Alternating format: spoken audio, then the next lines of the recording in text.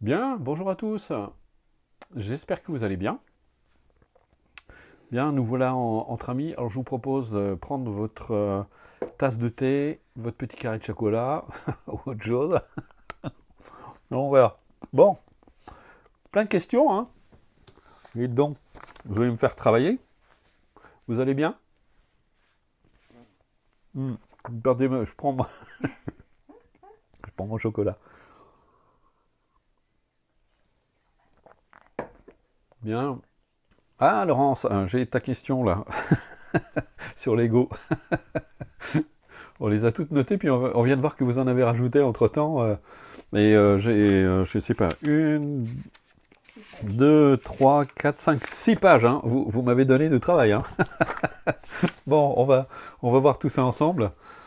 Bien, on va faire ça dans la plus grande détente, comme d'habitude. Et puis, je vais répondre, parce que là, je me dis que vous êtes, euh, vous êtes tous des pratiquants, même si ça fait quelques... vous venez de commencer, mais on va, on va voir tout ça tranquillement pour que vous puissiez avancer dans les meilleures conditions. Bien, bah, tout le monde est là. Ah, Dan, j'espère que tu vas bien depuis la retraite. Bien, j'espère que pour vous, le confinement se passe bien. Nous, on est un petit peu privilégiés parce que comme on vit à la campagne, moi je vais faire des petites balades à côté. D'ailleurs, j'ai continué les balades de Bruno. Vous avez dû en voir une qui va sortir là, qui est programmée pour dimanche soir. Donc je vous invite vraiment à les regarder parce que je pense que c'est quand même des bons compléments au cours. J'essaie de répondre à des questions que je vois revenir souvent, des interrogations. Donc j'essaie en même temps, à travers les balades, d'y répondre. Et puis voilà. Et qu'est-ce que je voulais dire? Alors la dernière fois, parce qu'on a eu pas mal de demandes. euh, D'ailleurs, Nathalie va vous mettre une photo sur le groupe. On a eu des demandes de personnes qui voulaient un accompagnement individuel. Donc là, vous contactez Nathalie, elle va vous mettre sur le groupe, elle va vous mettre le lien pour la contacter. Tu pourras mettre le lien. Parce que c'est pas moi qui m'occupe de ça. Hein. Moi, je suis débordé. Je peux vraiment pas. Par contre, je la supervise s'il y a besoin. Nathalie a une formation en coaching, elle maîtrise parfaitement la méthode, et d'ailleurs elle l'approfondit sans arrêt, sans arrêt, c'est quelqu'un qui est très pointu, donc de ce côté-là vous serez vraiment très bien accompagné si vous avez besoin d'un accompagnement plus individuel, Donc voilà. Alors je vais prendre toute première question de... ah bah ça grimpe plein 66. De Laurence. Laurence, ma question est sur l'ego. Vous dites pas d'ego, pas de bobo. C'était une phrase en fait d'un sage tibétain qui disait ça avec beaucoup d'amusement. Cela signifie qu'on ne doit jamais parler de nous dans une discussion. Enfin, c'est un peu flou. Je ne saisis pas tout. Je vous remercie pour votre aide. Laurence, et puis c'est valable pour tous les autres, et j'ai pas dit qu'il fallait pas parler de soi. Quand on parle d'ego, en fait, il faut bien comprendre, c'est qu'on s'attache à ce qu'on appelle à une certaine idée de soi.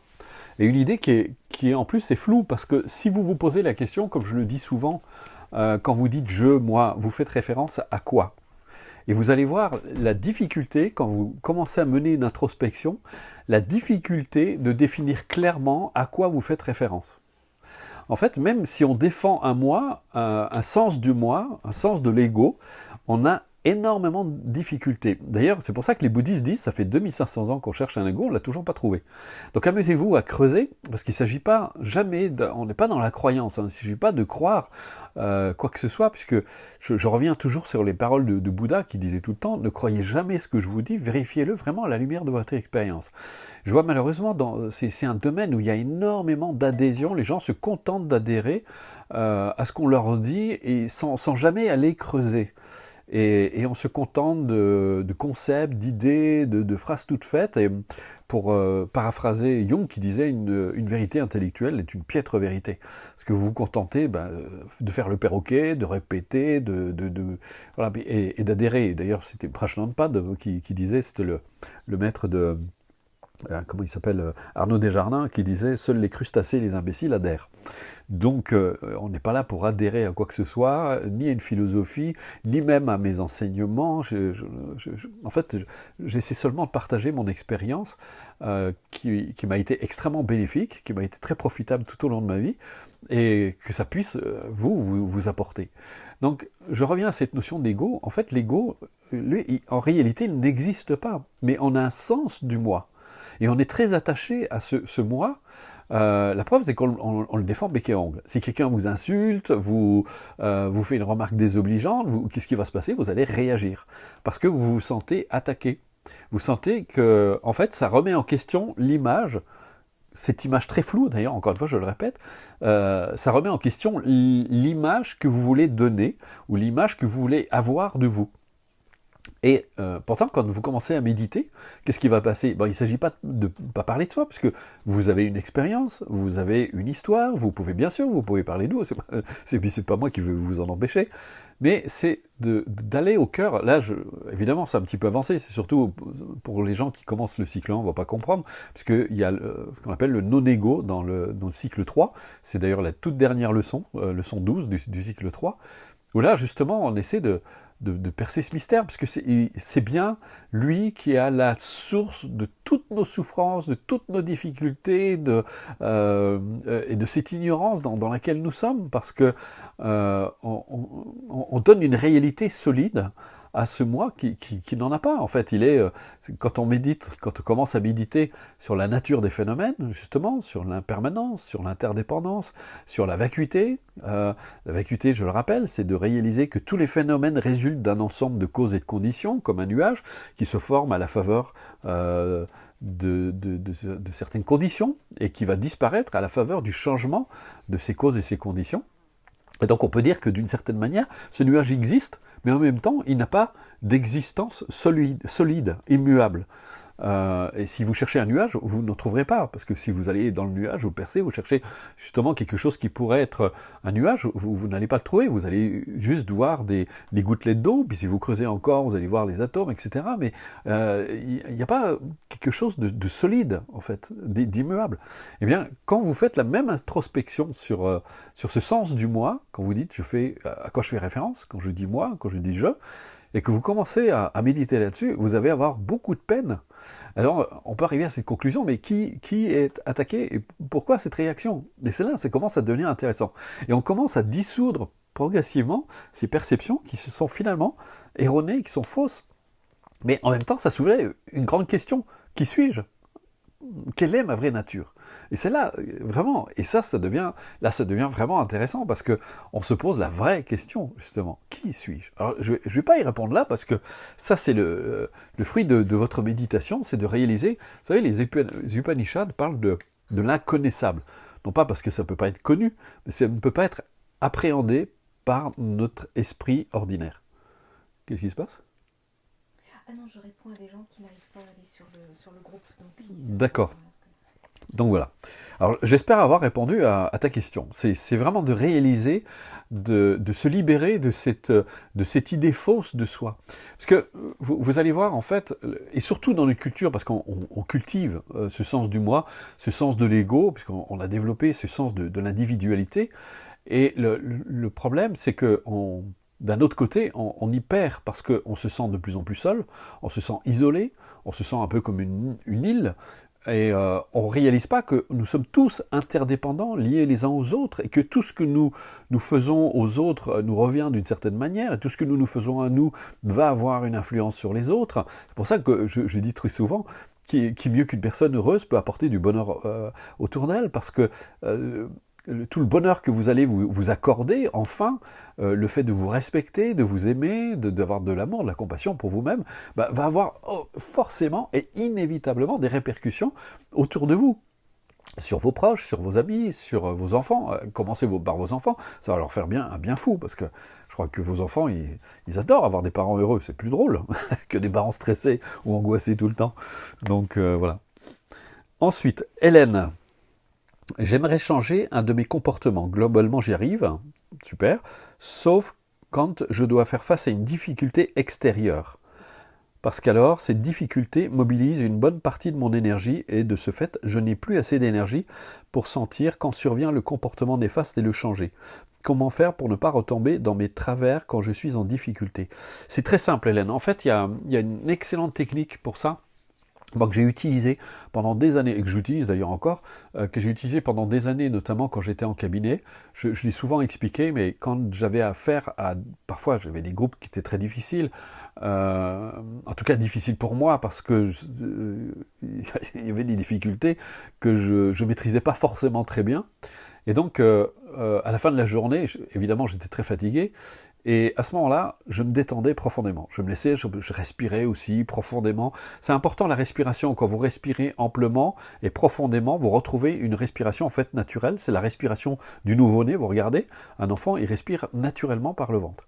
Et quand vous respirez profondément, en fait, vous réinvestissez votre espace, vous dégagez vos plexus, vous détendez vos organes, et puis à ce moment-là, vos émotions refoulées peuvent vous traverser, mais à ce moment-là, vous vous identifiez pas aux pensées. Donc vous vous laissez traverser par les émotions, et puis vous repassez en quelque sorte le film de la situation.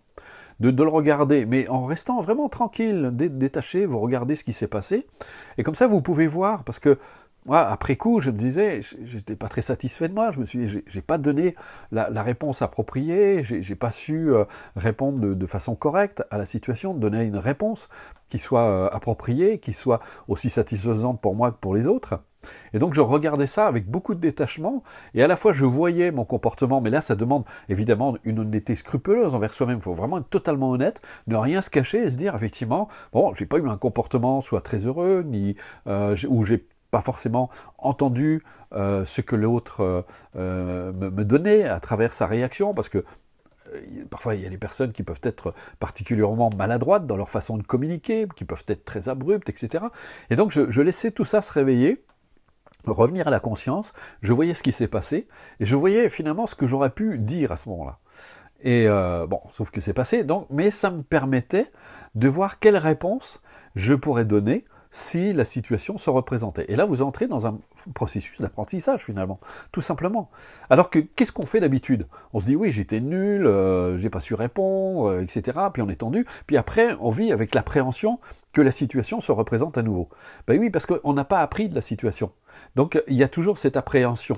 Et puis, on se juge, on se culpabilise, donc tout ça, finalement, ça sert strictement à rien. Donc, au lieu de regarder tranquillement ce qui s'est passé, alors évidemment, il va y avoir un flot d'émotions, il est possible que votre mental s'en mêle, et justement vous juge, etc. Ne vous préoccupez pas, ne vous laissez pas juger, simplement. Essayez de regarder en vous disant, voilà, maintenant j'ai envie de voir ce qui s'est vraiment passé, et ce que je peux faire, c'est un petit peu comme si on vous filmait, et qu'on vous repasse la scène, et vous dites, ah oui, d'accord, je vois, effectivement, j'ai pas eu une attitude très appropriée, ni très heureuse, etc. Mais il n'y a pas de jugement.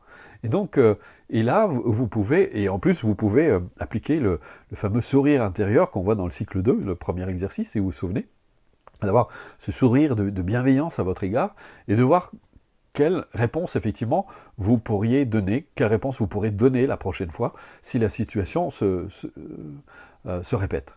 Et puis, alors ça ne va pas aller tout seul, ça ne veut pas dire que la fois d'après, ça recommence, et puis peut-être que vous allez vous planter encore. Mais il y a quelque chose qui a commencé à changer, et vous recommencez, jusqu'à ce que ça devienne clair, et vous voyez aussi, avec ce détachement, vous voyez un peu les jeux relationnels, comment l'autre se comporte. Vous savez que la conscience, c'est pour ça que c'est important d'arriver à se détacher, la conscience, elle a une qualité de connaissance. Donc elle apporte, c'est un peu comme une lumière en fait. C'est comme si vous éclairez une pièce et vous comprenez pourquoi vous vous cogniez dans les meubles, dans les murs, etc. Parce que vous étiez dans l'obscurité, vous ne voyiez pas où étaient les objets. Et quand vous avez ce recul, ce détachement, vous voyez mieux ce qui se passe et vous voyez quelle réponse donner à la situation. Et là, vous entrez dans un processus évolutif d'apprentissage. Mano. Alors, comment ne pas me laisser influencer par une personne ou un groupe à entrer dans un comportement que je sais être nocif pour moi. Par exemple, fumer ou boire de l'alcool dans une soirée, tout en ressentant que ça n'est pas bon pour moi. Je le regrette, la plupart du temps, je culpabilise après coup. Comment cesser d'être tiraillé entre ces deux parties de moi, l'une qui fait tout pour mener une vie saine, et l'autre qui ne sait pas dire non à un verre d'alcool ou une cigarette. Je tourne en rond, Et quand je fais un pas en avant, j'en fais deux en arrière. Comment sortir de ces contradictions très présentes dans mon quotidien? Merci de votre réponse. J'ai fait la méthode il y a de nombreuses années. Alors, c'est assez simple, hein, Mano. D'abord, ce qu'il faut, c'est vraiment s'établir le plus possible dans ce que tu veux. C'est-à-dire que là, tu vois, tu parles bien, tu dis, voilà, il y a cette part de moi qui aspire justement à cette vie saine. Il faut que tu t'établisses dedans. Je vais te donner un exemple parce que tu parles de cigarettes. Moi, j'ai aidé pas mal d'amis à arrêter de fumer, et je leur disais pas, voilà, qu'ils se libéraient de la cigarette. Pour moi, ce qui était important, c'était d'ancrer l'image de la personne qu'ils voulaient être. Et donc, je les invitais à se voir non-fumeurs, être à l'aise en train de refuser une cigarette, etc. Et de se voir, de se projeter dans l'avenir. C'est le même, puisque j'ai vu une question sur les phobies, c'est la même chose, c'est de se projeter dans l'avenir, mais pas tout de suite. Parce que sinon, comme on est habitué, c'est ancré très fort en nous, notre esprit, notre cerveau ne va pas l'accepter tout de suite. Donc je disais toujours aux gens, projetez-vous dans l'avenir et voyez-vous non-fumeur. Pour l'instant, ça ne vous implique pas. Et donc, ils s'amusaient à se voir. Et donc, ils répétaient et ils s'imaginaient dans l'avenir. Puis ça devenait pour eux une évidence, en fait. De plus en plus. Mais comme il n'y avait pas d'implication, ils ne s'imposaient pas d'arrêter de fumer. Ils se donnaient juste, ils créaient cette possibilité dans leur esprit. Ils disaient, personne ne me demande d'arrêter de fumer. Et je leur disais, si vous avez envie de fumer, vous fumez. Mais maintenant, vous vous projetez. Et vous faites exister cette personne qui ne fume pas en vous. Parce qu'il faut bien comprendre, c'est ce que j'arrête pas de dire, si ça n'existe pas en vous, ce que vous voulez plus tard, ça n'arrivera jamais. C'est une graine, cette aspiration. Donc là, il y a cette aspiration qu'on va faire naître, qu'on va nourrir, qu'on va faire exister régulièrement, mais sans s'imposer d'arrêter de fumer. Sans se dire, voilà, je ne dois pas arrêter, etc., mais sans se l'imposer. Les faire exister, et on aura de plus en plus envie. C'est un peu, je vous donne un exemple, vous avez envie d'une bonne glace, vous y pensez de plus en plus, à tel point qu'à un moment vous n'en pouvez plus, vous allez vous chercher votre glace. Mais c'est exactement pareil. C'est aussi simple que ça, c'est exactement pareil. Et plus vous allez accepter cette idée, puis de se dire, bah oui, c'est quand même mieux, c'est délicieux, puis vous voyez à l'aise en train de refuser les cigarettes, et puis vous vous dites, non, bah, j'en veux plus, j'ai pas du tout envie de m'intoxiquer, puis vous voyez en train de faire vraiment dans l'avenir, et vous allez être surpris, et c'est ce que m'avait dit cette personne que j'avais aidée, parce qu'elle m'a dit, bah, j'étais très surpris de voir, en fait, j'en avais plus du tout envie, c'était fini, ça s'est arrêté. Mais tu peux aussi rajouter, t'aider, c'est, puisque vous avez les différents cycles, dans le cycle 2, on parle de l'autosuggestion, et de répéter tranquillement le soir avant de dormir, parce que je m'aime, je n'absorbe que des substances, comment on pourrait tourner ça, à te trouver la formulation, mais des substances bonnes pour mon corps, voilà. Et parce que je m'aime, parce que je me respecte, je n'accepte de recevoir, de donner à mon corps que des choses positives. Et tu verras comme ce sera beaucoup plus facile de dire non aux gens, de dire écoutez, non, pas pour moi, pas de cigarette, il n'y a pas de souci. Voilà. Et tu vas voir, comme ça va aller tout seul, tu seras très surprise du résultat. Corinne, je suis une personne vulnérable, donc confinement maximal. Je ne sais pas très bien ce que ça veut dire, mais malgré toutes les occupations que je me crée, je vis une nouvelle phase de deuil, la plus douloureuse depuis le départ de papa en novembre, depuis après de longs mois, très éprouvants pour lui et pour nous tous. Maman, ma confrérie et toute notre famille. J'ai habituellement beaucoup de ressources, mais je rencontre des difficultés à m'occuper, me concentrer, sans parler de mon sommeil pendant lequel je vis de grandes histoires. Je me sens fatigué malgré tout. Je me sens fatigué malgré de longues nuits. Pardon. Je suis au début du cycle 1. Que faire d'autre pour retrouver mon enthousiasme habituel? C'est déjà beaucoup, Corinne, parce que ça veut dire que tu t'occupes maintenant, tu prends... Vous savez, c'est énorme ce que vous faites.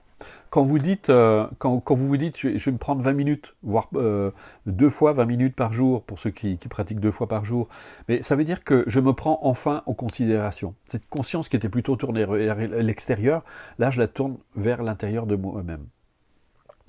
Et Et justement, et toutes ces histoires que tu vis la nuit, ben, moi je te propose de les laisser revenir le jour. Utilise la respiration profonde aussi dont je parlais tout à l'heure. Tout ça va t'aider à évacuer justement toutes ces émotions, toutes ces pensées qui sont refoulées. Il ne faut pas se battre contre ces pensées. Ça c'est vraiment le truc à ne pas faire, parce que je vois tellement de gens qui voudraient ne plus penser, être toujours en paix, etc. Non, c'est d'apprendre au contraire à être à l'aise justement avec ces pensées, avec ces émotions, de se familiariser. Plus vous serez à l'aise avec vos pensées, avec vos émotions, et bien moins elles vous charrieront. C'est un peu comme si vous vouliez lutter contre les nuages dans le ciel. Ça n'arrivera jamais, vous ne pouvez pas. Il y aura toujours des nuages dans le ciel. Bien là, mais plus vous apprendrez à les accepter, et moins elles vous charrieront.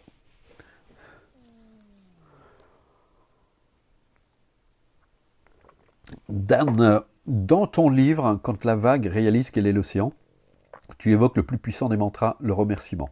Oui. Puis tu abordes le regret sincère, le pardon en conscience et la gentillesse inconditionnelle sans soumission. Aujourd'hui encore, résonne en moi l'interprétation de préceptes qui m'ont plongé dans l'interrogation et la culpabilité. Et à te lire, il me semble que la voie de la déculpabilisation s'ouvre à moi au travers de ces quelques mots. Qu'en penses-tu? Ben, que du bien. Que du bien, Dan. C'est vraiment, pour moi, c'est positif. Ça veut dire que tu es en train de larguer tous ces vieux modes de pensée, ces vieux modes de fonctionnement, parce qu'ils sont invalidants. La culpabilité, je n'arrête pas de le dire, ça ne sert strictement à rien. Le regret, oui, parce que mais, si notre intention n'est pas de blesser quelqu'un, c'est normal qu'on regrette, se dire bon, j'ai pas été très heureux dans ma façon de communiquer, je suis vraiment désolé, ou alors on a fait quelque chose, on s'est laissé pousser par nos pulsions, pour toutes sortes de raisons. Des fois, on fait des trucs pas possible, quoi. Vraiment, comme me disait Gérard Durus, qui me disait 30 ans après, on est toujours aussi con qu'elle avait, puis il rigolait avec beaucoup d'humour, parce que voilà, on veut tellement être parfait qu'on s'impose. Et puis là, encore une fois, je répète, dans cette société du paraître, on se fait un mal fou parce qu'on veut toujours être bon, meilleur, on ne supporte pas la critique, on ne supporte pas la remise en question, tout ça parce qu'on veut être parfait. Donc la moindre critique remet complètement en question l'image qu'on veut absolument donner. Et on a l'impression que si on fait des erreurs, que si on est à côté de la plaque, eh bien on ne va pas être aimé, on ne va pas être reconnu, on va pas être... Mais il n'y a qu'une personne qui doit vous reconnaître, c'est vous. Et je pense que ça, c'est important. Donc le respect, l'indulgence, l'amitié envers soi-même aussi. Vous savez ce que c'est que l'amitié? C'est comme l'amour d'ailleurs. Je dis souvent d'ailleurs, l'amour, c'est ce qui reste quand on a tout traversé ensemble. Donc ça veut dire qu'on a été capable de se pardonner, qu'on a été capable d'accepter l'autre tel qu'il est, etc. Mais il faut commencer d'abord par soi. Des fois, on fait des trucs pas possibles et il faut savoir aussi se pardonner, de se dire bon, j'ai vraiment pas été à côté j'étais à côté de la plaque et j'ai pas eu un comportement très heureux. Et puis après, les choses vont mieux. Mais pour ça, vraiment, il faut accepter. Je pense que, je le répète, vraiment l'honnêteté envers soi-même, d'être vraiment honnête envers soi, sans se mentir, de se dire bon, là, je sais pas, mon comportement n'était pas très approprié. Et j'aurais pu agir autrement. Mais qu'est-ce qui a fait que je me suis planté? L'ignorance, c'est-à-dire l'absence de vue claire de la réalité en soi. C'est-à-dire que même si on sait, c'est toujours pas clair. Il ne faut pas confondre le savoir. Même si vous vivez plusieurs fois l'expérience, vous recommencez la même erreur et vous vous en voulez, vous vous détestez. Parce que vous ne voyez toujours pas comment vous vous mettez dedans. Donc ça ne sert à rien de vous en vouloir, mais la fois d'après, regardez ce qui se passe. Soyez attentif comment vous vous mettez dans ces situations. Et c'est comme ça que vous arriverez à vous en sortir. C'est pas autrement. C'est vraiment en éveillant. C'est ça, éveiller sa conscience. Dalai Lama le répétait tout souvent d'ailleurs. Il disait « Regardez ce que vous faites ». Et c'est ça qui va vraiment vous aider. Françoise, votre méthode aborde-t-elle le sujet de la phobie? Je viens d'en parler justement. J'en suis au premier cycle, j'ai une peur panique des cafards et je sais que ce n'est pas normal. Alors déjà, première chose, Françoise, enlevez le mot normal. Moi, je ne suis pas normal, de toute façon. Personne n'est normal, ça n'existe pas. Les gens souffrent de la normose, vous savez, se demandent toujours s'ils sont normaux. Personne n'est normal. Ça n'existe pas la norme. D'ailleurs, il faudrait me dire par rapport à quoi, par rapport à qui, par rapport à quel modèle, etc. Il n'y a pas de modèle, ça n'existe pas. Mais vous regardez, d'ailleurs, tous nos modèles sont flingués les uns après les autres et ça va de plus en plus vite. Avant, on se cantonnait, vous savez, on faisait carrière avec une personne, on faisait carrière dans son métier, on faisait tout ça, on est en train d'exploser parce que tout change, tout se transforme et on a essayé de s'enfermer dans une espèce de bulle comme ça, apparemment sécurisante, mais finalement qui ne l'est pas. Aujourd'hui, je trouve ça extraordinaire parce que ce qui est en train d'arriver avec le coronavirus, c'est que ça remet tellement de choses en question pour les gens qui étaient tellement pleins de certitudes, et surtout je pense qu'on est en train de prendre une leçon d'humilité, parce qu'on se croyait tellement important, tellement supérieur, tellement sûr de nous, et là on se rend compte que finalement, un micro-organisme complètement invisible peut foutre complètement en l'air toute l'économie mondiale. Et c'est ce cas, parce que visiblement on a un niveau de récession aussi important qu'en 1945. Donc je pense que là on est en train de prendre une sacrée leçon d'humilité, et je pense qu'il faudra et je l'espère, que l'humanité comprendra qu'elle doit composer avec la nature, et que c'est en respectant la nature qu'elle vivra mieux, parce que nous sommes la nature, il ne faut pas l'oublier ça. Roland, je suis venu à la pratique de la méditation conseillée au cours 1, en cherchant à me libérer et comprendre les crises d'angoisse qui nuisent à ma sérénité depuis 25 ans. Elles sont apparues dès que j'ai eu une relation sentimentale. Intéressant. Ça fait flipper, hein, les relations. Et la toute première, lors de ma première relation amoureuse, il y a 40 ans. Quel est l'antidote aux angoisses, ne voyant pas ce qui devrait être changé dans ma façon de vivre, qui est vraiment tranquille? Là, Roland, et ça c'est vrai pour toutes les émotions, toutes les souffrances, ton angoisse peut t'amener justement à la solution. Si tu la regardes, et là c'est pareil, respirez profondément. Et apprenez à regarder vos émotions, toutes ces manifestations, tous ces événements mentaux, apprenez à le regarder. C'est Maria Rilke qui a dit « Vos peurs sont les gardiens de vos plus grands trésors ». C'est juste que vous vous laissez impressionner par les sensations physiques, par les images mentales qui s'élèvent à la conscience. Mais si vous arrivez, comme je l'ai expliqué d'ailleurs, j'anticipe sur la prochaine vidéo qui va sortir, votre émotion, elle atteint toujours un pic. Et après, ça redescend. En fait, l'émotion, elle se construit, elle se déconstruit. Si vous êtes capable de la regarder, vous allez le voir. Le problème, pourquoi ça dure, en fait, une angoisse ou une émotion? Parce qu'en fait, on la nourrit. Par exemple, vous avez de la colère, vous allez nourrir votre colère, vous allez trouver des raisons d'être en colère, etc. Mais vous allez vous entretenir là-dedans, et ce qui fait que la colère, elle va durer. Et il y a des gens, ce qu'on appelle les colériques, c'est qu'ils sont tout le temps en train de nourrir leur colère. Ils sont toujours en boule contre tout, ils en veulent au monde entier, ils n'arrivent pas à décolérer. Et parce qu'en fait, ils la nourrissent, ils l'alimentent. En fait, ils vivent à travers la colère, parce que la colère, c'est comme un bouclier, ça leur donne un peu un sentiment de puissance, d'être fort, etc. Mais en réalité, c'est des gens extrêmement vulnérables, les colériques. C'est des gens qui masquent leur peur et qui masquent leur tristesse. Et l'angoisse, c'est pareil. L'angoisse, on dit en psychologie, c'est un mécanisme de défense qui nous informe que on vit pas, on n'est pas en accord avec nous. Quelqu'un qui est en paix, n'a pas d'angoisse. Il n'y a pas de raison, il n'a pas de raison d'avoir d'angoisse. Si l'angoisse s'élève, pour lui c'est une information, et c'est une information précieuse. Donc là, il y a une information que tu dois suivre. Cette angoisse essaie de te dire quelque chose que tu ne vois pas. Et le jour où tu le verras, tu n'auras plus besoin de ton angoisse, donc tu seras fini. Claire, je suis au programme cycle 1. Avec le confinement, c'est de la théorie. Je ne sais pas trop ce que tu veux dire. Et voilà 2 soirs de suite où je fais des visios, d'accord? Je vais mettre en application, et comme si je devais être à l'épreuve chaque soir, une fille me cherche. Alors, je vois déjà quelque chose. Je devais être à l'épreuve. Et comme si je devais être à l'épreuve. Qui te met à l'épreuve? À part toi, qui te met à l'épreuve? C'est pas obligé de prendre comme une épreuve. Chaque soir, une fille me cherche. Oui, mais visiblement, elle te trouve. Hein. Non, ça marche très bien. Vous savez, il y a des gens, ils ont l'art d'appuyer sur le bon bouton et ça réveille le truc. C'est juste, en fait, ils le font pas volontairement. Eux, ils sont juste là, ils sont parfaitement cohérents par rapport à leur mode de fonctionnement. C'est juste que nous, ça nous donne une information précieuse, c'est que je suis toujours pas libre. Donc, remets en cause mes apprentissages en me disant que c'est égoïste. Résultat, je réagis malgré moi. j'ai dit dans la dernière webconférence, je citais cette personne qui était venue me voir, une amie qui était psychologue, et qui n'arrivait pas à avoir son poste de responsabilité. Et puis il était très fâché, il m'a dit, écoute, ouais, mes supérieurs me font pas confiance, etc.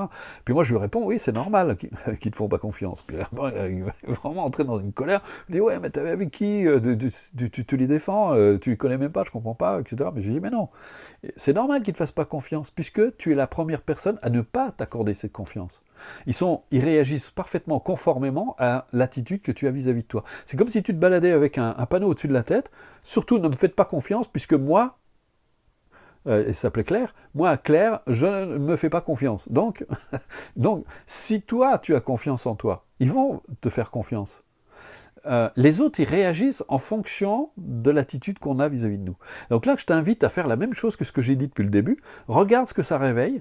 Une fois que c'est fini, tu respires profondément, tu regardes ce qui s'est passé, tu vois ta réaction, tu la laisses te traverser, tu te laisses, comme je disais, c'est comme les peurs, les émotions, les angoisses, elles sont la réponse en fait à ton problème. La réponse est toujours contenue dans le problème. Donc tu accueilles, tu acceptes la difficulté, tu la regardes, et tu dis, ah, puis tu vas commencer à voir des choses, tu dis, voilà. Et tu vas voir, et tu verras la réponse que tu peux donner aussi à la situation. J'espère que je suis clair. Donc comment faire pour garder mon calme? Donc cherche pas à garder ton calme, pour l'instant regarde ce qui se passe, apprends de la situation, et tu verras quelle réponse après, progressivement, tu peux donner à la situation. Moi, je vais vous donner un exemple, et au début quand je devais parler en public, j'étais terrifié parce que j'avais toujours peur de tomber sur, vous savez, le genre de personne qui vient en plein milieu vous faire chier avec une question à la con et que vous dites mais qu'est-ce qui vient m'emmerder avec sa question, vous maîtrisez votre sujet, vous connaissez, puis il vient mettre vraiment le bazar dans votre truc. Et j'ai appliqué en fait ce que je disais quand je faisais des préparations aux examens, c'est qu'est-ce que vous redoutez le pire qui arrive? Et avant que ça n'arrive.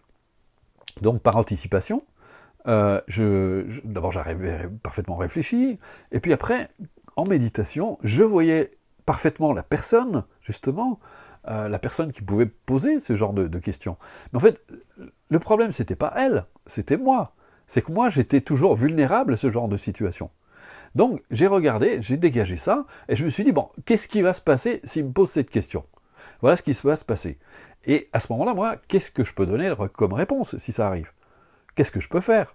C'est un peu comme avec mes élèves, quand je travaillais avec des élèves qui on faisait les préparations aux examens, il y en a un qui m'avait dit une fois, mais moi ce qui me terrifie, c'est de tomber sur une question où j'ai pas la réponse. Bon, je lui dis, alors imagine ça t'arrive, qu'est-ce que tu fais? Il me dit, je sais pas. Je lui dis, prends le temps de réfléchir. Qu'est-ce que tu pourrais faire qui pourrait... Puis il a mis du temps, il a vraiment réfléchi, il m'a dit, et puis au bout d'un moment, il m'a dit, voilà, je pourrais mettre la question de côté, et puis répondre à celle que je connais. Je lui ai dit, voilà, voilà ce que tu peux faire. Et on fait tout le temps comme ça. Au lieu de fuir la situation qui pourrait être anxiogène pour nous, au contraire, on l'affronte, on la prend à bras-le-corps, et on se dit, bon, quelle réponse je donne si ça arrivait?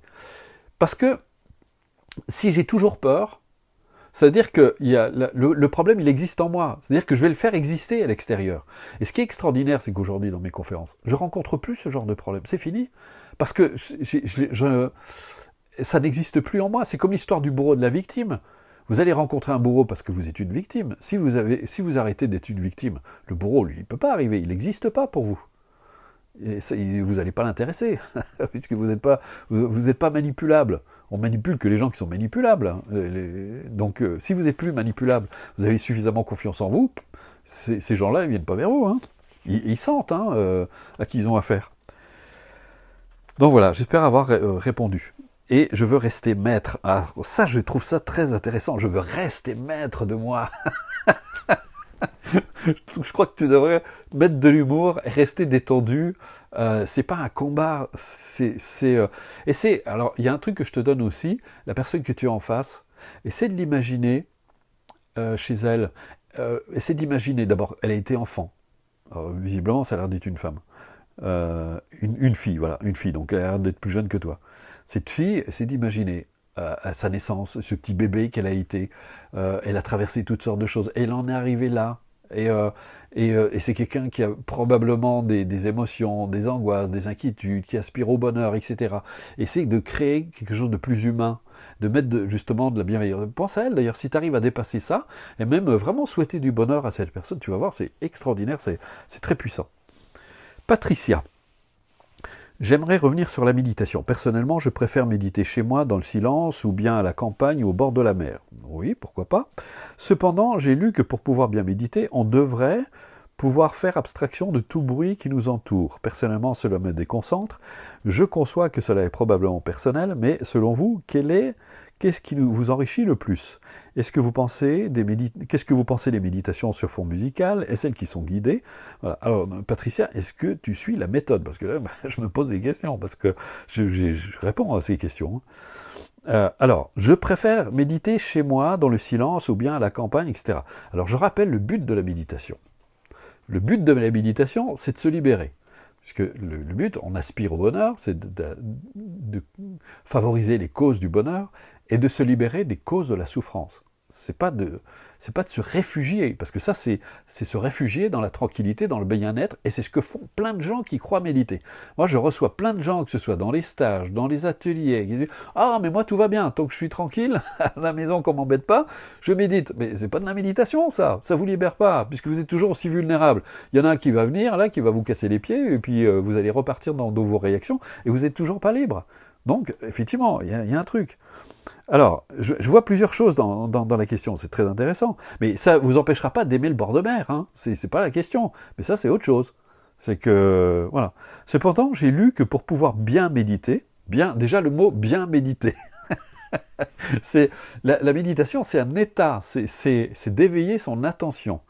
On ne va pas bien méditer ou mal méditer. Vous êtes conscient, vous n'êtes pas conscient. Vous êtes présent, vous n'êtes pas présent. Et puis ça fluctue, ça change, ça se transforme. On devrait, c'est le mot qu'il faut vraiment enlever. On ne doit pas. C'est pratiquer, faites-vous plaisir. On devrait pouvoir faire abstraction de tout bruit. Mais non, vous ne pouvez pas faire abstraction de tout bruit. Puisque le bruit, il est là. C'est vous l'intégrez dans la méditation, et c'est tout. Et ça ne vous dérange plus. Mais on ne peut pas faire abstraction du bruit. Si vous avez une mouche qui vole dans la pièce pendant que vous êtes en train de méditer, donc soit vous suivez votre énervement, elle me casse les pieds, soit vous l'intégrez dans votre pratique et elle ne vous dérange plus. Alors, c'est très différent quand vous devez vous concentrer. Par exemple, vous devez vous concentrer, vous avez besoin de tranquillité, de calme, ça c'est autre chose. Et par exemple, vous écrivez un livre, et puis il y a les marteaux-piqueurs qui sont à côté, etc. Là, c'est clair que vous avez besoin de calme. Donc, vous allez mettre les boules caisses ou je ne sais pas quoi, mais ça c'est autre chose, c'est la concentration. La concentration, la méditation, le but de la méditation, c'est d'éveiller l'attention. Donc voilà. Et pensez-vous que les méditations sous fond musical? Mais là, c'est pareil. Patricia, vous vous réfugiez dans un état. Vous essayez de... D'ailleurs, Dalai Lama disait, j'aime beaucoup quand elle a sorti ça, si vous voulez juste vous détendre, vous prenez un verre d'alcool, ça fait l'affaire. Hein, vous restez toujours vulnérable aux situations. Et c'est ce que j'explique dans le premier cycle, c'est que tant que vous utilisez, si vous utilisez un support musical, en fait, vous ne permettez pas, le but c'est de devenir autonome. Donc vous n'entraînez pas votre esprit. Vous êtes en train de vous faire bercer par la musique. C'est pas la même chose. C'est pas de la méditation, je suis désolé. Voilà. Et celles qui sont guidées. Alors, moi, je les guide pour montrer comment il faut faire, mais après, vous devez faire seul. Donc, là, moi, je vous invite, parce que moi, j'ai l'impression que vous ne faites pas la méthode. Hein. C'est pas possible pour poser des questions comme ça. Nathalie. En vous lisant et en suivant depuis quelques mois maintenant, et bien sûr en pratiquant, je fais le triste constat que beaucoup de choses sont dirigées par l'ego. Bah oui, forcément, je viens d'en parler. Ma question est, qu'en pratique, l'ego va s'éteindre progressivement. Y a-t-il autre chose en parallèle? Je donne l'exemple, encore une fois, qu'est-ce qui va se passer si j'allume la lumière dans la pièce? Ça va dissoudre l'obscurité. Elle va disparaître, puisque, en fait, c'est que pour l'instant, vous vivez avec le sens du moi, mais c'est ancré, vous êtes tellement habitué avec ça, et c'est pour ça que je vous invite, comme je dis, à méditer sur, quand je dis je, moi, etc., à quoi je fais référence, pour réaliser à quel point, dans quel dupe vous êtes, et comment vous faites souffrir, parce que c'était Emoji qui disait toujours, toute la journée, vous devez faire des efforts pour être quelqu'un, pour être un bon patron, pour être une bonne mère, un bon père, un bon employé, etc., puis à la fin de la journée, vous êtes épuisé, parce que vous devez tout le temps vous contrôler, pour paraître le mieux possible. vous vous interdisez d'être fatigué, vous allez prendre des médocs pour tenir le coup, vous vous rendez compte le mal de chien qu'on se fait pour avoir un ego, pour essayer de donner une bonne image de soi, pour ne pas être viré, pour être aimé, pour être reconnu, etc. C'est extraordinaire. Donc, on ne peut jamais se détendre. C'est ça l'ego. C'est-à-dire je protège un sens du moi. Moi, je dois être infaillible, je dois être fort, je dois être... voilà, c'est extraordinaire. Donc, il n'y a aucune humanité là-dedans. On n'est pas humain envers soi.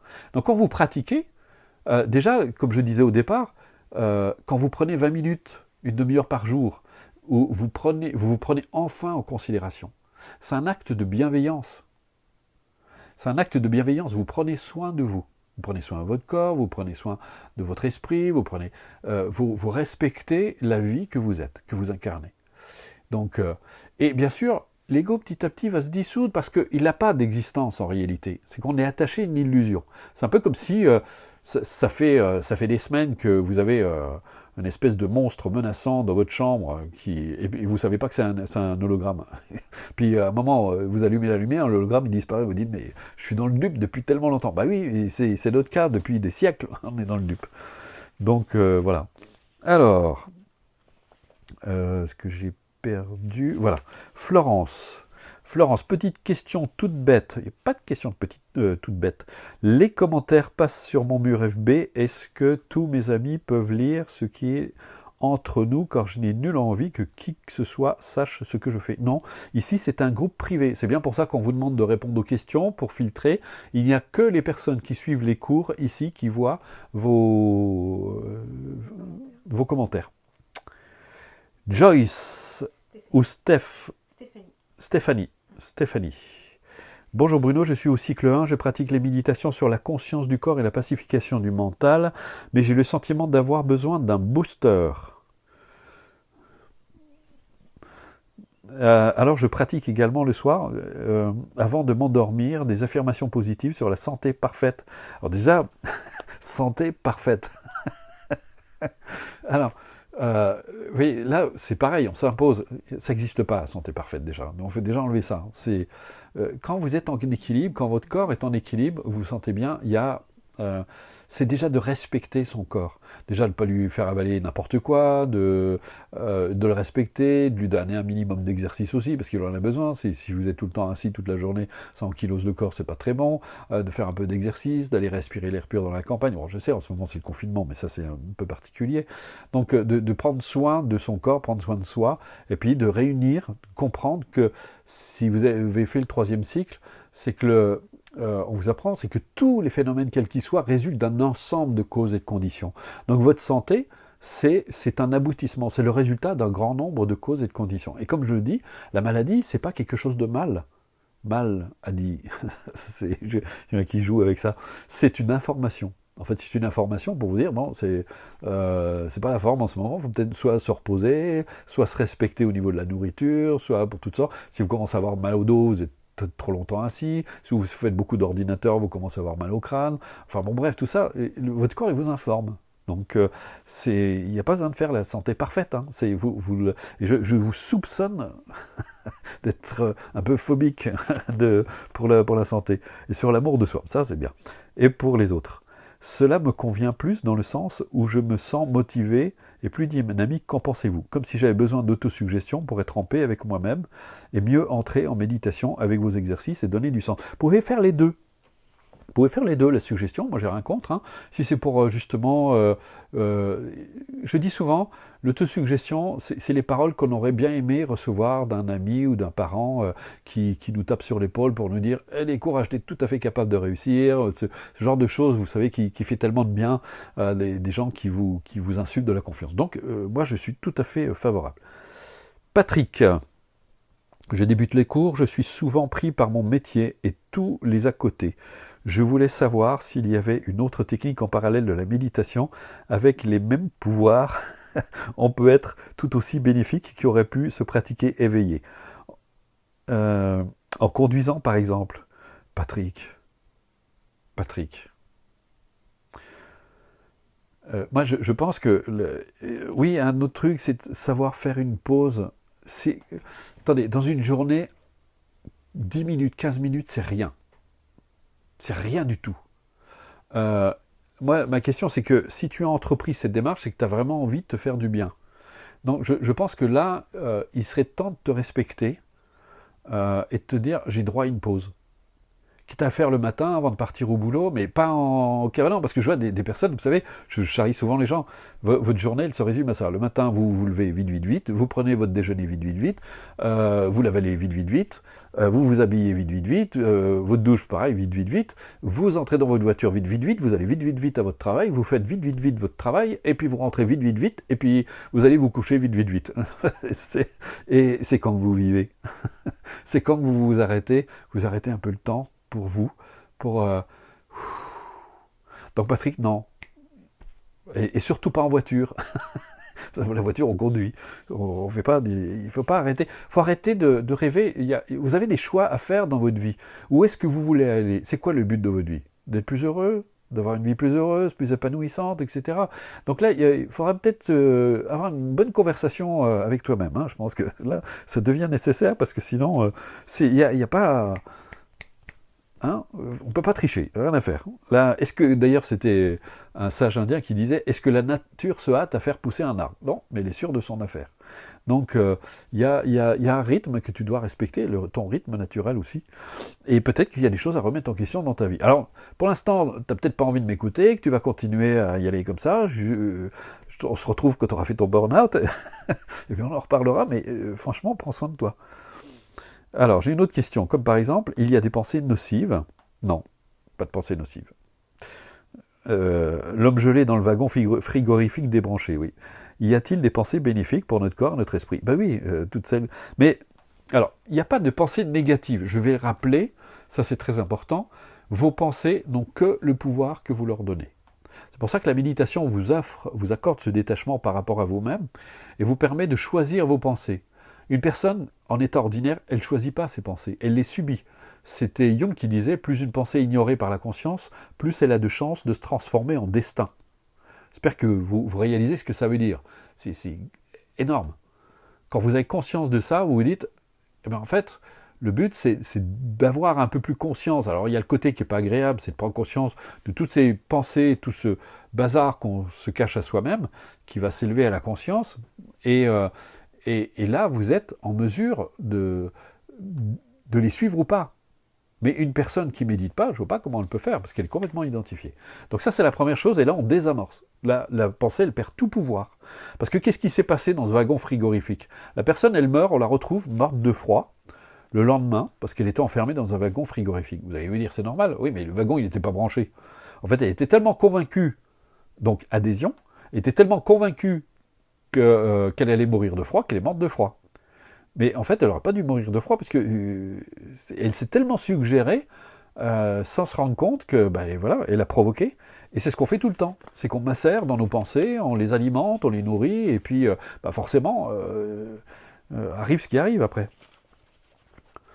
Jean-Marc, je suis au cycle 1, leçon 2, l'exercice très intéressant pour se recentrer sur le corps, pour éviter de partir dans les pensées. Je me suis aperçu que, en position couchée, relaxation, j'avais plus de chances de partir dans mes pensées vagabondes que position méditation. Alors, j'arrête tout de suite d'abord là. Il n'y a pas de règle. Hein. On peut faire assis, on peut faire coucher. Nous, on propose coucher au début parce que nous, on a remarqué que les Occidentaux, qui sont des gens très stressés, si on les met en méditation, on a tendance à avoir une attitude figée. Mais tu peux faire les deux, il n'y a pas de souci. Et c'est le but de l'exercice, revenir sur le corps, parce que je trouve que c'est plus dur de ne pas se laisser distraire. Ou bien c'est moi qui dois pratiquer pour avoir un meilleur résultat. Non, c'est tout bon, il n'y a pas de souci. On ramène le corps, mais toujours tranquille. On ne force pas, on ne se contraint pas. C'est vraiment penser à... J'aime bien de mettre de la bienveillance dans votre pratique. Vous êtes bienveillant à l'égard de votre corps. Vous amenez cette attitude bienveillante, ouverte. Quand on parle d'attention, on prête de l'attention à quelqu'un. En fait, on est bienveillant. Depuis que je médite régulièrement, parfois, ça m'arrive d'avoir des vues inconscientes. Si elles sont inconscientes, c'est qu'elles sont conscientes, si tu as les vues, sur mon quotidien avant que ces événements arrivent. Je suis surpris d'avoir cette avance d'information avant que l'on m'en informe de vive voix. Je ne sais pas quoi penser de ça. Et c'est super. tu peux anticiper les événements. Il ne faut pas oublier, c'est que tout notre avenir, on le porte en nous, puisque la vie, c'est une continuité. Comme disait Bouddha, ce que vous êtes aujourd'hui dépend de ce que vous avez fait hier, et demain dépend de ce que vous faites aujourd'hui. Une personne en état ordinaire, en fait, on peut dire qu'elle subit son destin. C'est-à-dire que son passé va déterminer son futur. Mais en réalité, c'est pas obligé. C'est-à-dire que quand elle va commencer à être, vous savez, ça va du passé vers le futur, une ligne horizontale, et la méditation, c'est une ligne verticale. Vous êtes là. Vous êtes là, et vous pouvez voir justement vos pensées, comme je disais, et les laisser passer, ne pas les suivre, ou leur donner du crédit. Donc vous avez la liberté. Et comme vous portez votre destin en vous, c'est-à-dire que ce qui peut arriver demain, c'est une possibilité, portée en vous. Donc vous pouvez voir ce qui va se passer demain, parce que ça peut arriver, bien sûr, parce que vous le portez, vous avez déjà l'information en vous. Donc on peut déjà deviner ce qui pourrait arriver, puisque c'est plus ou moins présent en vous. Mais vous pouvez aussi le changer.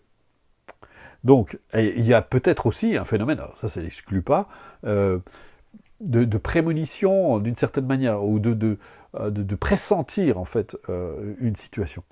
Mais voir dans quelle mesure on ne l'induit pas aussi, hein. Il faut être vigilant avec ça. Mais bon, on ne va pas entrer dans ce genre de considération, moi c'est pas ma tasse de thé.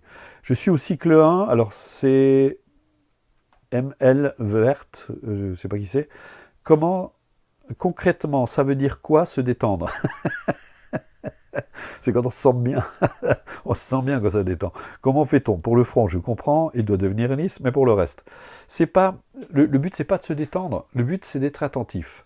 C'est d'amener de la bienveillance à l'égard de soi. Et comme je dis, si ça se détend, c'est très bien. Si ça se détend pas, c'est très bien aussi.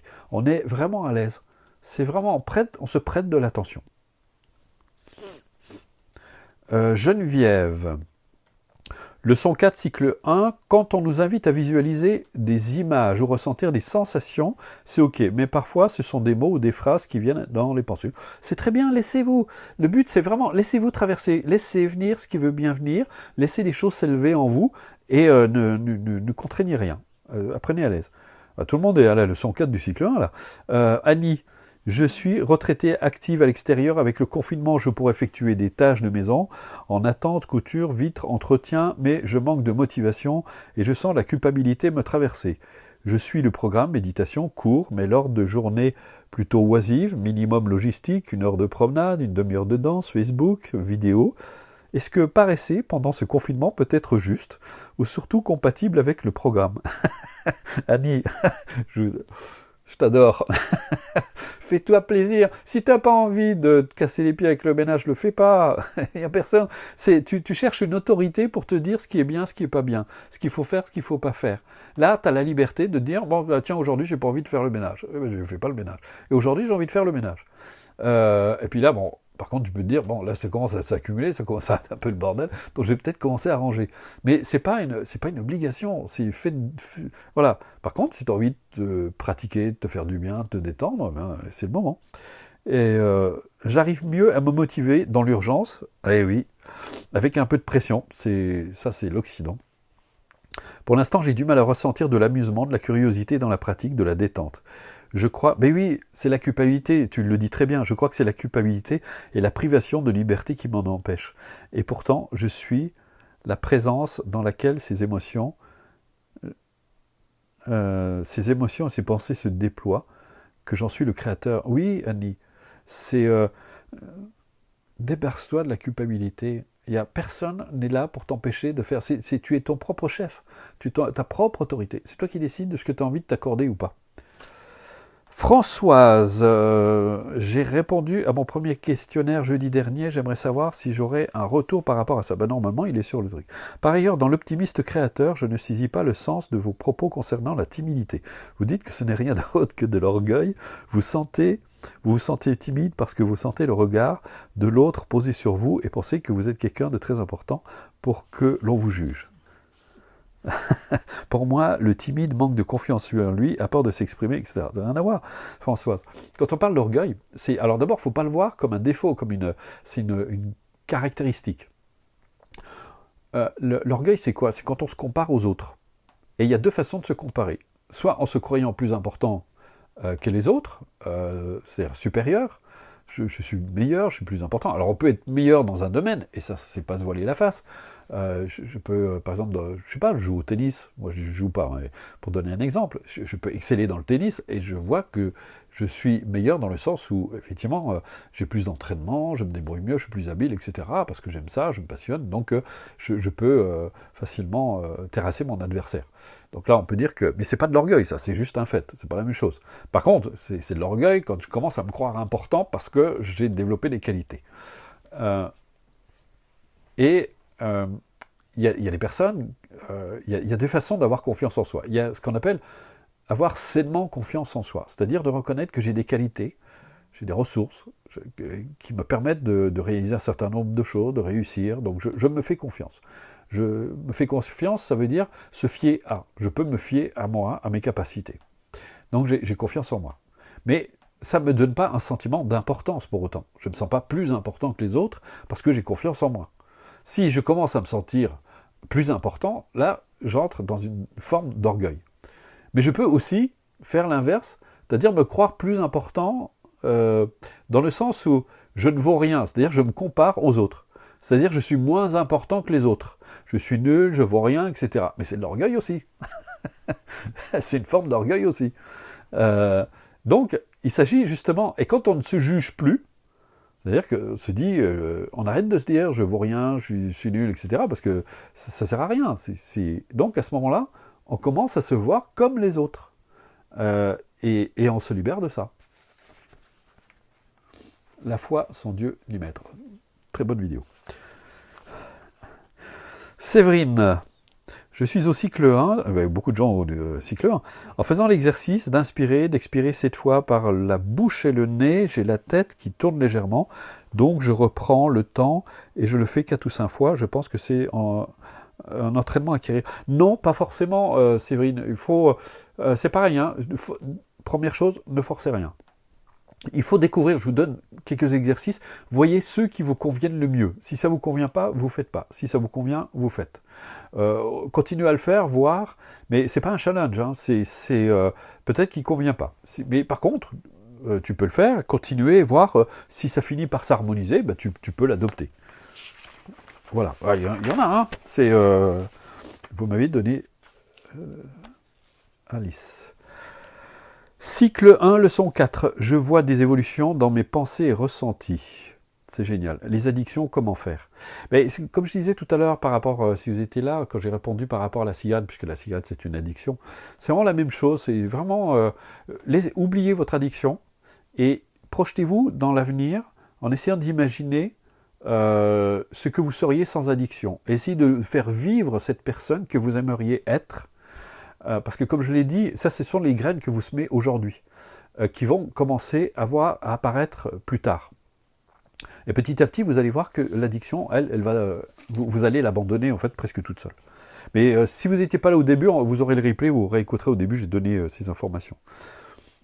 Nathalie, j'écoute souvent vos conseils, notamment concernant les angoisses. Il s'agit d'un mécanisme de défense, une alerte, concernant quelque chose qui ne va pas dans notre vie et se dire, il est temps qu'on passe à autre chose et qu'est-ce que je peux faire pour que ma vie change. Je comprends ce que vous voulez dire, mais si ces angoisses concernent un problème qui sera toujours là, avec lequel on devra toujours vivre, maladie d'un enfant. Ben oui, mais justement, vous n'avez pas de raison de vous angoisser, puisque ça sera toujours là, donc. Puisque vous ne pouvez pas le changer. Il y a une phrase moi, qui m'a toujours beaucoup aidé dans la vie, c'est une phrase de Shantideva qui disait « Si vous avez un problème et que vous avez une solution, vous n'avez pas de raison de vous en faire. Mais si vous avez un problème et que vous n'avez pas de solution, vous n'avez pas plus de raison de vous en faire. » Donc c'est un état de fait. Et quand tu arriveras à l'accepter comme un état de fait, l'angoisse n'aura plus de raison d'être. En fait, moi je pense que l'angoisse est en train de dire que tu ne l'as pas justement accepté, cet état de fait. Et c'est pour ça que tu angoisses. Parce que tu te dis, ça y est, je suis prisonnière à vie de cette situation. Mais c'est un état de fait et il y a peut-être une autre façon de le vivre. Donc c'est peut-être ça que ton angoisse t'invite à faire. Nadine, bonjour. J'ai du mal à ressentir certaines parties de mon corps, doigts, orteils, pratiquer avec plaisir, j'aimerais bien, mais ce n'est pas le cas. Est-ce que ça viendra dans le temps? Nadine, mais du plaisir pas forcément à ressentir. Si tu ressens pas, tu ressens pas. C'est pas de sentir le plaisir, c'est le plaisir de pratiquer, de s'amuser en pratiquant. C'est pas et par retour, à un moment, tu sentiras les choses. Donc, faut pas s'inquiéter. Oui, ça viendra avec le temps. Alors, il y a quand même du positif, puisque tu me dis, depuis que je pratique, mes ruminations diminuent. Les mêmes depuis 50 ans. C'est quand même extraordinaire. Je trouve ça positif. Alors ça, c'est quelque chose vraiment que je recommande tous. Regardez ce qui s'améliore parce que vous n'avez pas encore. Parce que je vois des personnes qui disent « Ouais, mais là, ça ne change pas. » Elles sont fixées sur ce qu'elles voudraient changer. Mais elles ne regardent pas ce qui a changé, ce qui a commencé à s'améliorer. Et le problème, du fait, elles se découragent. Et c'est ça la différence avec l'optimiste. L'optimiste, il voit justement tout ce qui est toujours positif. Et quand vous commencez, regardez le plus petit résultat. Le plus petit résultat, par exemple, vous arrivez de mieux en mieux à vous détendre, etc. Dans votre vie, ça n'a peut-être pas changé, mais il y a déjà un résultat parce que vous commencez, vous faites du bien. Donc ça, c'est plutôt positif. David Louis. Comment se libérer du sentiment d'injustice et de trahison? Ça pollue l'esprit. Je ressasse le passé, je décroche parfois dans mes pratiques, donc je reporte mon attention et de nouveau je décroche. Ça a l'air coriace chez moi. Des fois, je me demande si je suis normal. Oui, David, tu es normal.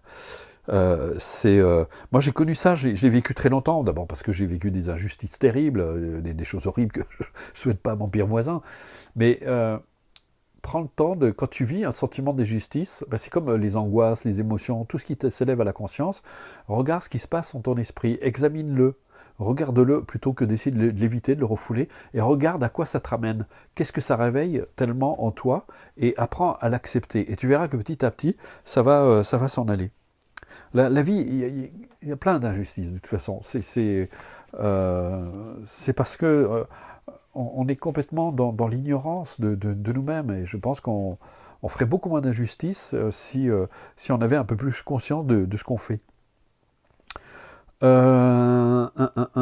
j'en étais? Annie. Je suis au cycle 1, leçon 2, je fais l'exercice avec fond musical. Non, Annie, j'ai répondu à cette question. Cela m'aide beaucoup dans le silence, je trouve ça plus difficile. Oui, Annie, c'est normal, c'est parce que tu cherches la détente, tu cherches un certain état, et c'est pas le but. Le but, c'est d'entraîner l'attention. Et si tu écoutes de la musique, tu vas pas regarder ce qui se passe en toi. C'est pas le but. À ce moment-là, c'est juste de la détente, c'est pas l'objectif. Micha, j'ai suivi avec assiduité et régularité les 3 cycles, génial. J'ai ensuite poursuivi la méditation quasi quotidiennement pendant plusieurs mois. Le doute a toujours été là, avec l'impression d'être absente à moi-même, ni dans le mental, ni dans l'attention, pendant les méditations. Le découragement m'a gagné, au point que je ne réussis plus à méditer. J'aimerais pourtant retrouver le ressort pour reprendre. Micha, ça veut dire que tu es en train de faire... Il y a une étape à franchir. Il faut sortir de l'étape de ce qu'on appelle la technique. La méditation, ce n'est pas une technique, c'est une attitude. Quand on parle, c'est de réaliser la bienveillance, c'est-à-dire que tu cherches quelque chose dans la méditation. Et ça ne peut pas marcher. Donc, il faut que tu pratiques avec, sans te préoccuper du résultat, sans de ce que tu dois obtenir, d'avoir vraiment ce recul total par rapport à ce qui peut se passer ou ne pas se passer, et d'apprendre à être à l'aise simplement, et comme tu écoutes le chant des oiseaux, comme tu écoutes le vent dans les arbres, comme c'est pareil, c'est ça la méditation, mais c'est surtout, pas juste sur les feuilles des arbres. Et moi je t'invite justement à aller dans la nature, c'est le confinement, d'aller écouter justement le chant des oiseaux, puis de te laisser bercer sans attendre, vraiment être libre, soyez vraiment libre, voilà. Grégory, je suis au début du second cycle et jusqu'ici, j'ai pu comprendre à quel point la base des difficultés que je rencontre est en quelque sorte une conséquence d'être si peu ancré dans le présent et donc dans mon corps. Mon esprit vagabonde tellement que cela m'empêche de focaliser mon attention. Attention, je pense qu'il y a un esprit perfectionniste. Laisse venir sans forcer. Pour l'instant, ça vagabonde, accepte-le. Accepte ce vagabondage. N'essaie pas de... Cela entraîne même des pertes d'informations au point où je croyais perdre la mémoire immédiate. Je médite pratiquement 2 fois par jour depuis le début et j'apprécie beaucoup. Ça, c'est bon. Si tu apprécies, c'est bien. Que puis-je faire de plus spécifique pour diminuer le vagabondage? Rien. accepte le vagabondage. Tu l'acceptes et tu reviens sur le processus en cours. Tu t'occupes pas. Ça vagabonde, c'est très bien, il n'y a pas de souci. Et tu reviens sur le processus en cours, avec tranquillité. C'est dire, ah tiens, je me suis laissé distraire, je reviens. Et puis tu reviens, puis tu reviens, puis tu reviens. Puis après tu restes, tu t'en vas plus. Suzelle, j'ai fini les 3 cycles en mars dernier et je sens que tous ces exercices sont des outils précieux. À force de pratiquer, j'ai mis en évidence mes obscurcissements. Ça ressemble à la jalousie, se sentir mis à l'écart, ne pas être dans des confidences, ne pas avoir l'attention espérée. J'ai l'impression aussi que les gens me sentent tellement à l'aise, ce qui est souvent vrai. Alors paradoxe? Et non, Suzelle.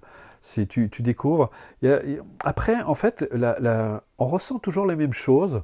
Et comme disait un sage, mais avant, c'était des choses qui accaparaient complètement notre esprit et qui nous gâchaient la vie. Après, ce ne sont plus que des tendances. Donc on peut voir des choses se manifester, mais ça ne nous gêne pas. On apprend à être à l'aise. C'est plus aussi accaparant qu'avant, mais les émotions demeurent, elles sont toujours là. C'est juste des tendances, comme disait ce sage. Stéphanie, j'arrive à la fin du 2e cycle et je découvre tellement d'attitudes que je me cachais ou n'avais pas confiance. Superbe. Ça me fait beaucoup rire. J'adore cette expérience. Ça, c'est très bon signe. Je me sens de plus en plus à l'aise avec tout ce qui se produit, positif ou négatif. Et j'essaie toujours de vérifier par moi-même ce que vous expliquez. Mais j'arrive toujours à la conclusion que tout sonne juste. Merci, j'ai souvent l'impression, en fin de pratique des exercices, d'avoir anticipé le suivant, et c'est normal. Oui, Stéphanie, c'est magnifique.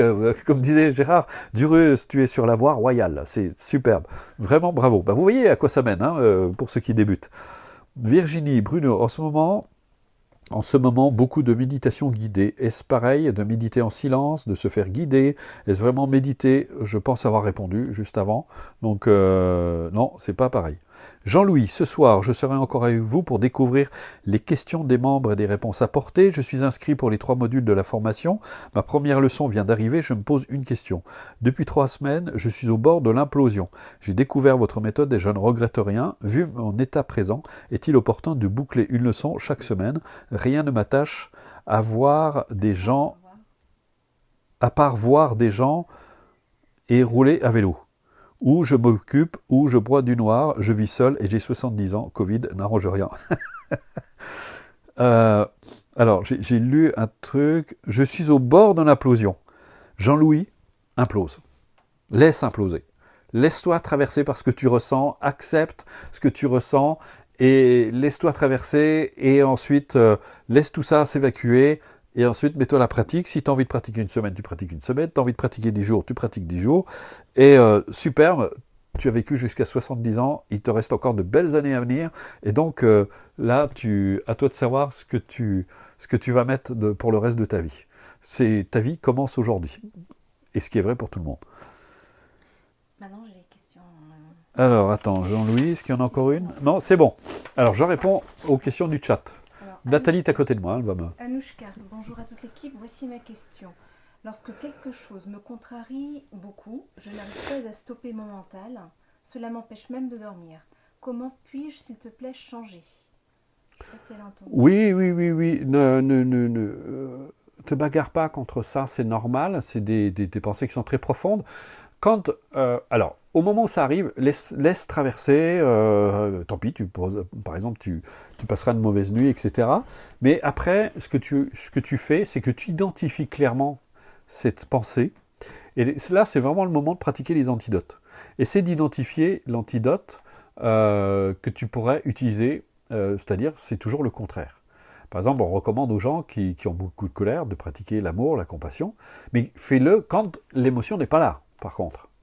C'est-à-dire qu'il faut que tu fasses davantage exister son contraire. Comme ça, petit à petit, le positif va supplanter justement le négatif et va faire qu'il prendra davantage de place et ça va permettre de réduire l'intensité justement de la négativité. Voilà. Et ça, c'est vrai pour n'importe quoi d'autre. Deuxième question de Anouchka. Quand un collègue ou bien mon chef se met en colère après moi parce que j'ai fait une erreur, dois-je réagir? Comment dois-je réagir pour ne pas souffrir? J'ai répondu à cette question tout à l'heure, c'est que quand tu rentres de ton travail et que tu as eu ce genre d'expérience, regarde vraiment ce qui s'est passé, laisse-toi traverser, regarde, redéroule le film de la situation et vois, d'abord accepte-le, je parle de manière inconditionnelle, hein, accepte-le, accepte ce qui s'est passé, accepte ta réaction, et puis ensuite essaie de voir justement quelle réponse tu peux donner la prochaine fois par rapport à cette situation. Et tu vois, ça va t'aider à te sortir de ce cercle vicieux, et puis aussi, comme je viens de le dire, cultive aussi, par ailleurs, son contraire. Mais là, en d'autres temps, hein, faut pas, quand les émotions sont vraiment très fortes, très violentes, c'est comme quand il y a une tempête, ça sert à rien. Là, il faut s'accrocher au mât et puis attendre que ça passe. Hein. N'essayez pas de faire des pratiques, dire je m'aime, etc. À ce moment-là, ça va pas marcher de toute façon. Lionel, comment discerner quand le mot ou le concept de devoir est approprié et quand il ne l'est pas? C'est pas un devoir. D'abord, c'était Diego Khyentse Rinpoche qui disait débarrassez-vous du sens du devoir. Ça va vous pourrir la vie. N'arrosez pas une plante parce que vous devez l'arroser. Arrosez la plante parce que vous voulez être bénéfique à cette plante. En disant si je l'arrose tous les jours, parce qu'elle a besoin d'être arrosée, vous répondez aux besoins de la plante. Et à ce moment-là, parce que vous avez envie justement de participer à son déploiement, à sa croissance, etc. Donc vous prenez soin en fait de la plante. C'est pas vous devez prendre soin de la plante.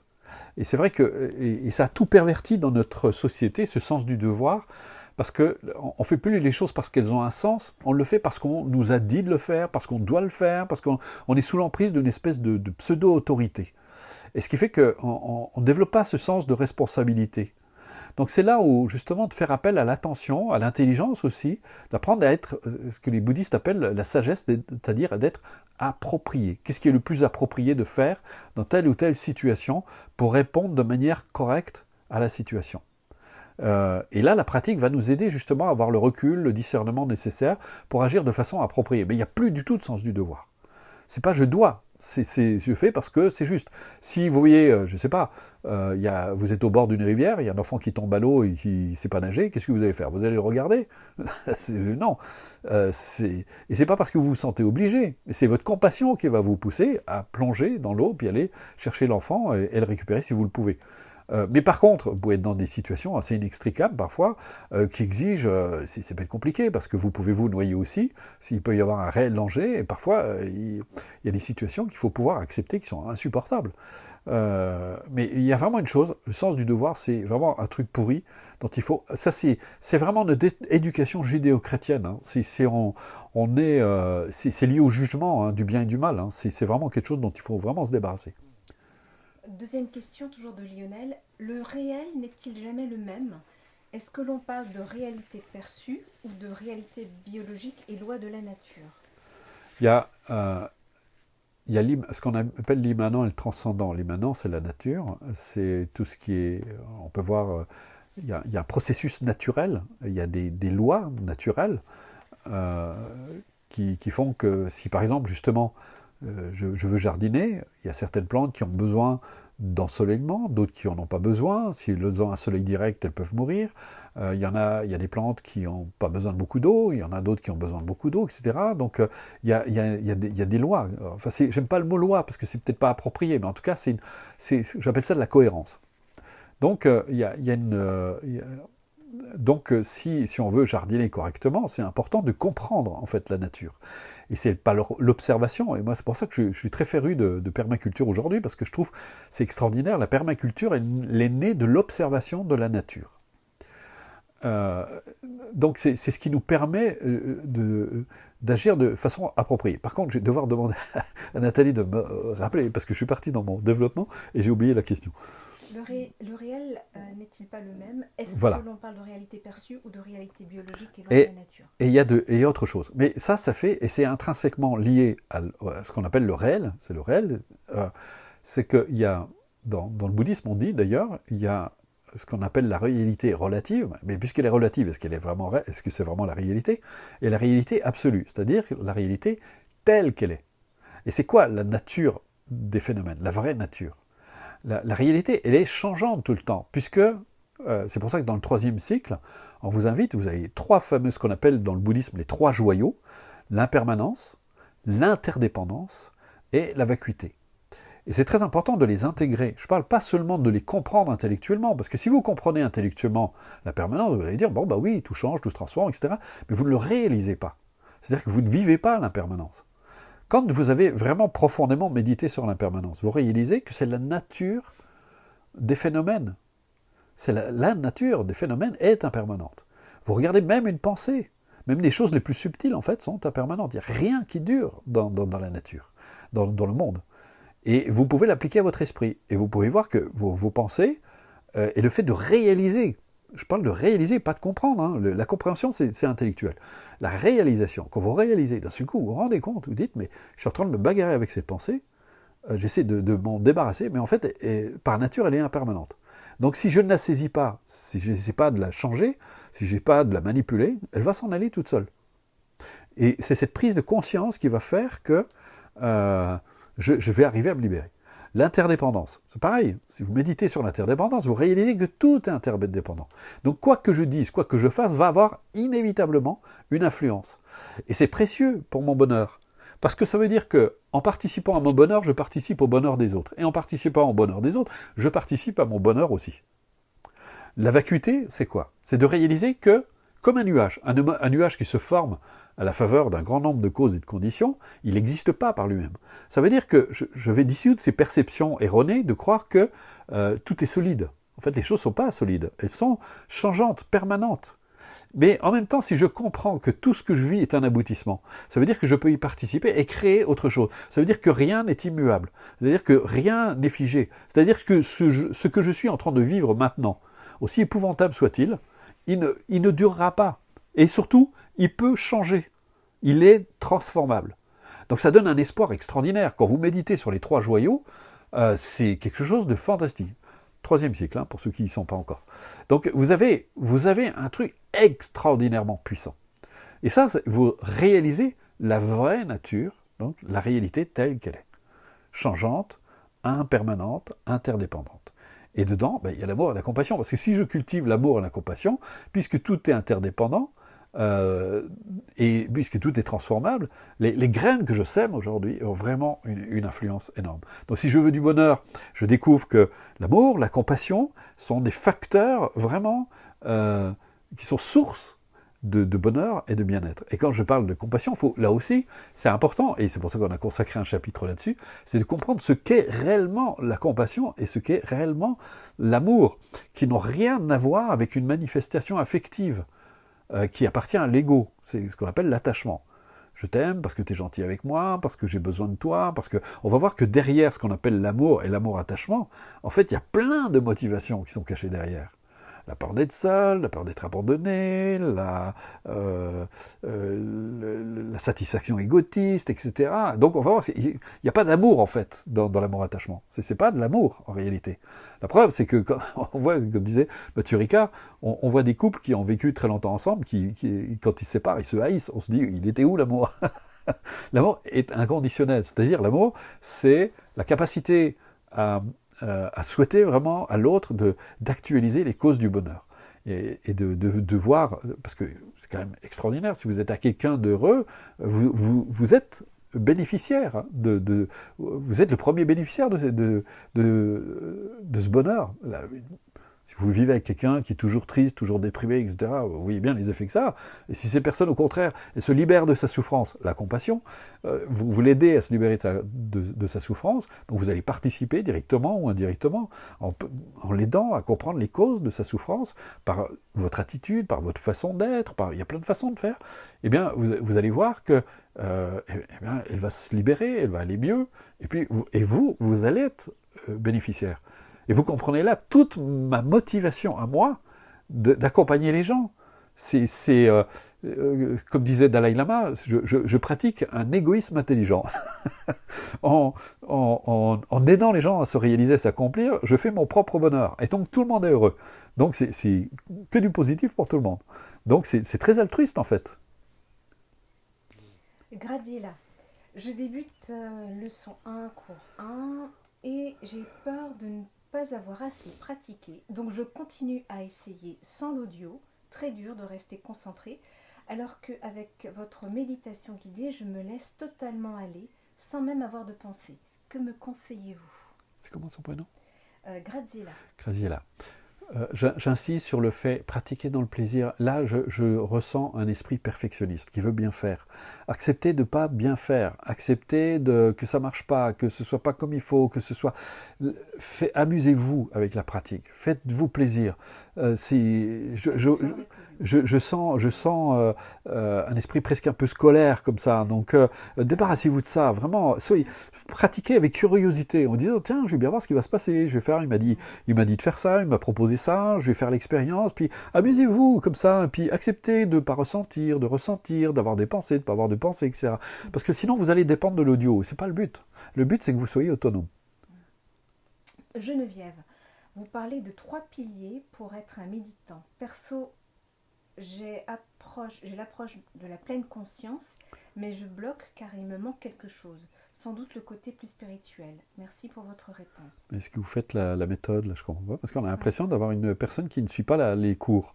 Là, c'est un groupe qui est réservé à des gens qui suivent la méthode des 3 cycles. Hein. Moi, sinon, je ne peux pas répondre à vos questions, parce que si vous pratiquez la pleine conscience avec quelqu'un d'autre, moi, je ne peux pas vous aider. Je sais pas ce que vous faites avec lui, je sais pas. Donc là, j'aimerais bien avoir des éclaircissements, parce que si vous aviez la formation avec moi, tout ça serait clair. Hein. Vous avez tous les outils dedans. Hein.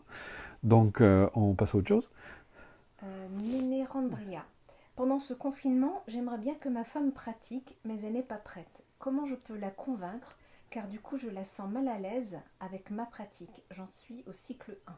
Ah, on ne peut pas obliger les gens à pratiquer.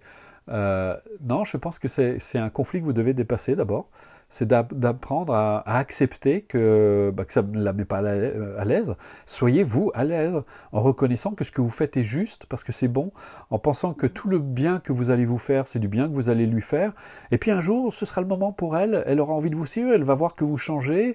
Parce que si vous essayez de la convaincre, elle va avoir le sentiment que vous essayez vous n'allez pas le faire pour les bonnes raisons, vous allez le faire parce que vous voulez vous débarrasser de votre malaise. Donc là, c'est pas la meilleure façon de faire. Et là, vous risquez d'avoir, ça va être encore pire, quoi. Donc, elle va se bloquer, par contre, je vous invite vraiment à regarder tout ce que j'ai dit depuis le début, d'accepter vraiment votre malaise, et puis de vous en débarrasser, et de vous dire, bon, maintenant, je vais me faire du bien, et toute cette pratique, je vous invite à faire un truc.